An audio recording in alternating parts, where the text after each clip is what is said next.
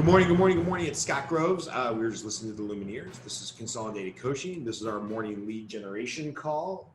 This is what we do, right? Every morning, 8:30 a.m. Pacific Standard Time. Jump on, get some type of idea, tip, tactic, strategy, whatever the case may be for this coaching, right? This idea that we have to keep reaching out. And I wish there was an Instagram funnel or a direct message funnel or a Facebook ad. I wish there was some magic way to get leads, but for most of us, we just got to make the calls. This is actually the earliest I've ever knocked out all 50 calls. I am going to be out of the office next week for 3 days at a dad's retreat with some friends of mine who all want to be great dads.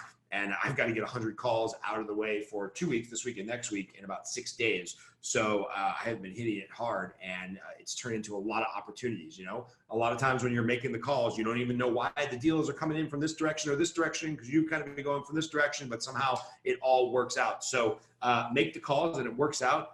Manny, I'm interested in hearing about the Lumineers' new album. I mean, I'm not a huge fan, even though I've seen them live a couple times, and I have not even listened to their full new album. So I don't know if it dropped or maybe just one or two of the songs, but I definitely want to hear about that more, Manny. So what are we going to talk about today? Today, I'm going to give you some homework to do at some point in the next couple days, maybe have this done by Monday. And for those of you that were on our private coaching calls this morning, you already went through this with kind of a deep dive. For the rest of you, this is just going to be the quick 8-minute version of what I talked about this morning for an hour with some of our private clients.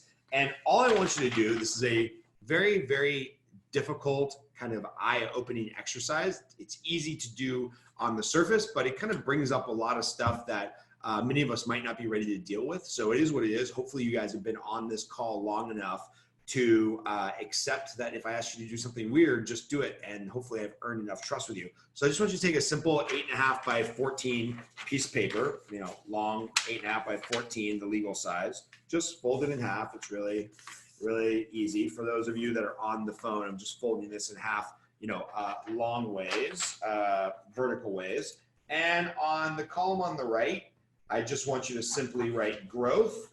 And on the column, on the column on the left, as I'm looking at it, column on the left, I want you to write growth, and the column on the right, I want you to write maintenance. So it just looks like that. And yes, I always spell the word maintenance wrong, so just don't even bother to give me shit about it. But yes, 8.5 by 14, folded in half long ways, write growth on the left-hand side and maintenance on the right-hand side. And what I want you to do is go through your last 30 text messages, your last 30 phone calls, your last 30 personal emails, your last 30 business emails, and just start assigning people on one side or the other of this piece of paper. Are they friends of yours that are in a growth mindset? Are they realtors that you work with that are in a growth mindset? Are they family members that are in a growth mindset and an abundance mindset? Or are these maybe maintenance friends that you should probably offer a little bit less time to? Maybe not be as aggressive in getting them on your calendar. Maybe not respond to their text message quite as quickly. In the most dramatic of senses, maybe they're people that you need to start to move out of your life, or they're just maintenance people that, you know, you see once a quarter, or, you know, you and these folks get together to watch the boxing match once a month and, you know, have a good time. Nothing wrong with them as people. They're just not on the same path as you. And I want to make sure real quick, when we're talking about growth, this isn't just about money or earning potential or crushing it at business, right? It's very easy for all of us in the commission field, the fully commissioned field, to start gauging people or judging people or valuing people by their earning potential, or how much money they do make, how much money they can take, how aggressively they take their job.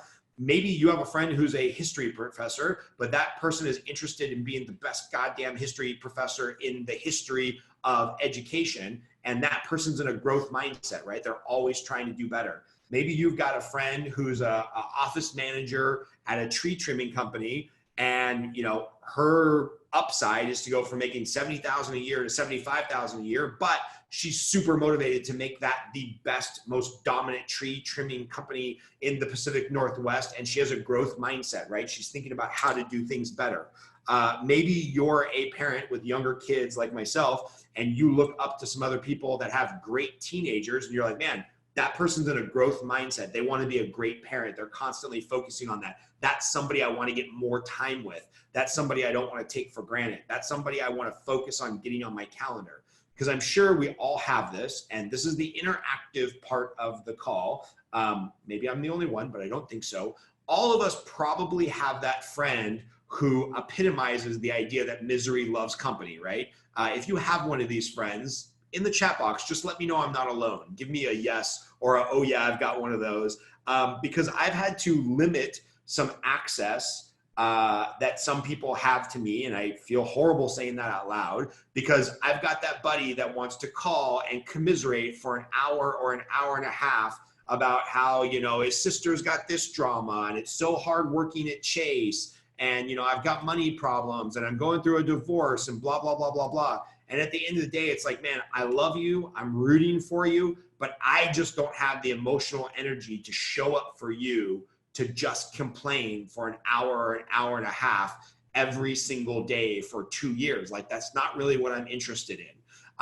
And yes, you owe me some money. Let's just forgive that and move that away and forget about it. Because I don't even want to get on a call once a month with you to track down the money you owe me, because all it does is put me in a bad mood. And so this exercise of going through our growth people, our maintenance people, it's a really powerful exercise. And some weird shit can come up, right? Like you might have some family members that you love to death, but they don't get as much time, or they don't get as much energy from you as maybe they used to once you go through this exercise, because your kids are in a growth mindset, because hopefully you're getting your kids in that growth mindset. And so maybe you don't have quite as much time for Aunt Susie, who you love to death and you wish her the best, but she really only calls you, you know, once a week to complain about Trump or Elizabeth Warren or politics or whatever. And you're just like, hey man, I don't have space in my mind for that. I'm trying to get coaching. I'm trying to do better in my business. I'm trying to take care of my health, my wealth, all of these things. And just, you know, hearing about some political issue that doesn't affect me on a day-to-day basis, it's wearing on my soul. And so again, make sure that you're not just affecting growth to income. There's a lot of ways that somebody might be in a growth mindset or doing something great. The maintenance people, again, doesn't mean you have to totally cut them out, but maybe they're the person that you don't call back as fast, or that you don't respond to their text message right away. You know, a good friend of mine, John Vroman, who's been a guest coach on our coaching program several times, and he was live at our live event in Arizona. He calls it, you know, showing up for somebody's front row. Who in life do you want to be in their front row? And who in life do you want to be in your front row? Meaning, like, who do you genuinely want to cheer for, right? Who is showing up for you and cheering for you? Who's going to be there in your time of need? Who's going to be that person where, you know what, because of our schedules and because of geography and whatnot, we only get together once every 6 months. But when we get together, it's a value added conversation. Like, we are adding value to each other's life some way, emotionally, financially, professionally, in a family support network. Like, yeah, I only see my buddy Eddie. It's been 5 years since I saw my best friend from high school, Eddie Tibbles. He's off, like, being a pirate, building houses in Mexico and sailing ships around the world. But I know if he showed up at my house right now, or at my front door right now, we would have a 10-hour conversation that would be a value add about life and all the things that are going well and all the things that he's doing well. And, you know, he'd be excited about my kids. Like, that's a value add relationship. He's in my growth category. I need to track this guy down and find a way to communicate with him more often. And then there's some people that, you know, you see on a regular basis who are like, nah, those people need to be in the maintenance section. So anyway, this is an exercise that can be really powerful for you. Get on it. One piece of paper. You know, you can do this every once in a while and then tear it up if you don't want everybody or anybody to see it. But I think it's worth going through. You know, tomorrow morning before the kids wake up and your day gets hectic, or you know, sometime over the weekend when you've got some free time, go through this, because I think a lot of stuff will come to the surface of where you're spending your time, who you're spending your time with, and kind of who you want in your life. So, there is a couple questions. Oh, yep, got definitely not alone. We've all been there. Glad to see I am not the only one. Yes. Had one friend, told him that we just simply couldn't be friends anymore. I get it. Had to unfollow some people in the Consolidated Coaching group and social media. Hey, you know what? Since you said that, Darren, this is some interesting stuff. And Manny said it right there. You are the sum of the 5 people you spend the most time with. That's a famous Jim Rome quote. And one of the things that's got me thinking about this again is I saw this picture in a coaching group that I'm in, and it really made me think about it. You know, you become what you surround yourself with. Energies are contagious. Choose carefully. Your environment will become you.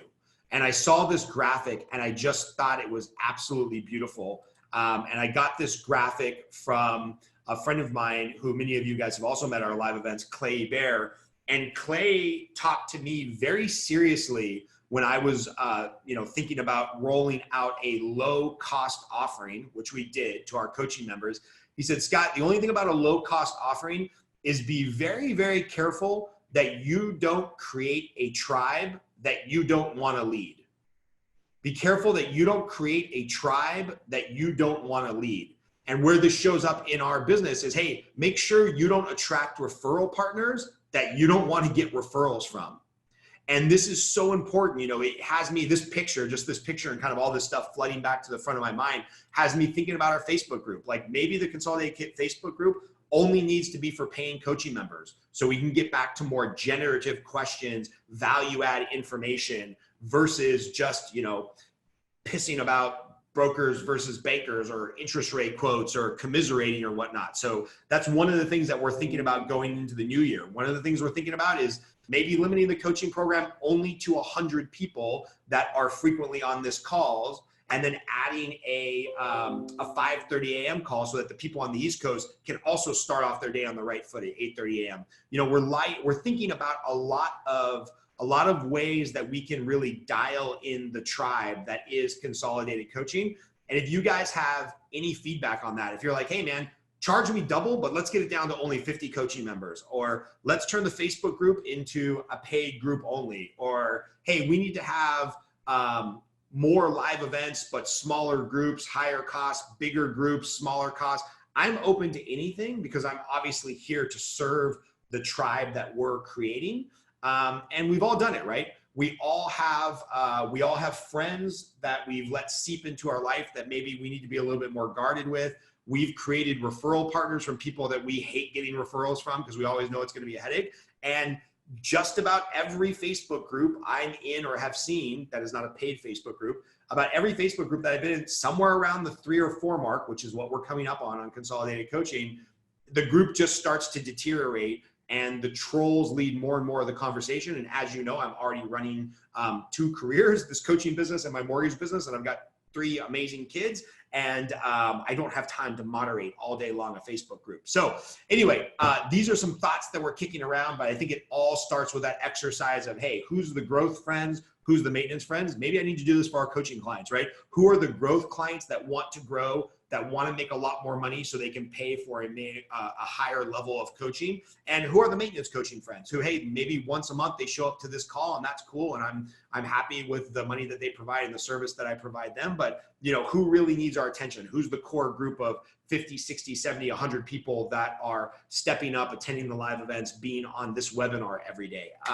So anyway, these are all the things that we're thinking on a meta level from the coaching perspective. For you, do this exercise of your growth versus maintenance friends.